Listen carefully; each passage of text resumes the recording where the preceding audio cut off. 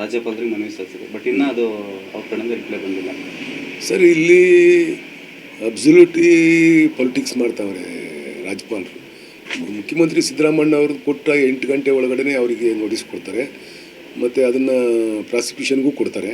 ಆದರೆ 1 ವರ್ಷದಿಂದ 2023 ಕೊಟ್ಟಿರ್ತಕ್ಕಂಥದ್ದು ಕುಮಾರಸ್ವಾಮಿ ಅವ್ರಿಗಿರ್ಬೋದು, ಜೊಲ್ಲೆ ಅವ್ರಿಗಿರ್ಬೋದು, ನಿರಾಣಿ ಅವ್ರಿಗಿರ್ಬೋದು, ಜನಾರ್ದನ್ ರೆಡ್ಡಿ ಅವ್ರಿಗಿರ್ಬೋದು, ಎಲ್ಲವೂ ಕೂಡ ಹಂಗೆ ಇಟ್ಕೊಂಡವ್ರೆ. ಇದು ಮೇಲ್ನೋಟಕ್ಕೆ ಯಾರಿಗೂ ಎಲ್ಲರಿಗೂ ಗೊತ್ತಾಗುತ್ತೆ ಇದು ಬೇಕು ಅಂತ ಮಾಡಿರ್ತಕ್ಕಂಥದ್ದು. ಇವರು BJP ಕೇಂದ್ರ ಸರ್ಕಾರ ಇಲ್ಲಿ ರಾಜಕೀಯ ಮಾಡ್ತಾಯಿದೆ. ರಾಜ್ಯಪಾಲರನ್ನ ಇಟ್ಕೊಂಡು ಸರ್ಕಾರವನ್ನು, ಸುಭದ್ರ ಸರ್ಕಾರವನ್ನು ಅಸ್ಥಿರಗೊಳಿಸ್ಲಿಕ್ಕೆ ಅವ್ರು ಟ್ರೈ ಮಾಡ್ತಾವ್ರೆ ಅನ್ನೋದು ಎಲ್ರಿಗೂ ಗೊತ್ತಾಗುತ್ತೆ ಮೇಲ್ನೋಟಕ್ಕೆ. ಇದು BJPಯವರು ಆಫೀಸ್ ಮಾಡ್ಕೊಂಡವ್ರೆ, ರಾಜ್ಯಪಾಲರ ಮನೇನ ಆಫೀಸ್ ಮಾಡ್ಕೊಂಡು ಕೆಲಸ ಮಾಡ್ತಾವ್ರೆ.